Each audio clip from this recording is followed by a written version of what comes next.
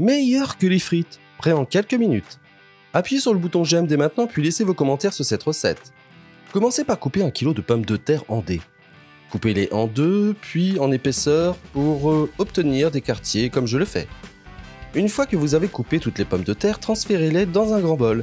Ajoutez ensuite une cuillère à soupe de sel et suffisamment d'eau froide pour couvrir les pommes de terre. Maintenant couvrez le bol et laissez tremper les pommes de terre pendant environ 20 minutes. Pendant ce temps, dans un bol moyen, ajoutez 50 g de fromage parmesan râpé, 50 g de chapelure, une gousse d'ail écrasée, une cuillère à café de sel, une cuillère à café d'origan et une cuillère à café de paprika doux. Mélangez tous les ingrédients jusqu'à obtenir un mélange homogène. Une fois que vous avez terminé et après le temps de trempage indiqué, égouttez toute l'eau et séchez bien toutes les pommes de terre. Transférez ensuite toutes les pommes de terre dans un grand bol. Ajoutez 2 cuillères à soupe d'huile d'olive et mélangez bien les ingrédients. Ajoutez maintenant progressivement le mélange de fromage et de chapelure et continuez à mélanger jusqu'à ce que tous les ingrédients soient bien mélangés. Laissez-nous un commentaire avec le nom de la ville depuis laquelle vous regardez cette vidéo. Je tiens à vous mentionner et vous remercier d'avoir partagé cette recette.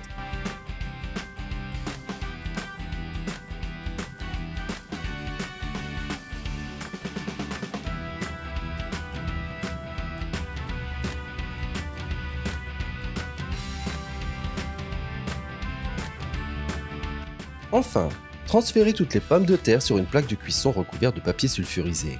Faites cuire au four préchauffé à 180°C pendant 40 minutes.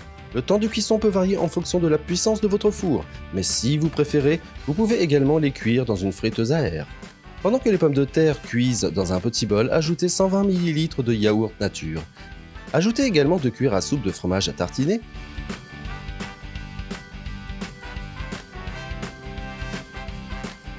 une demi-cuillère à café de sel, une pincée de poivre noir,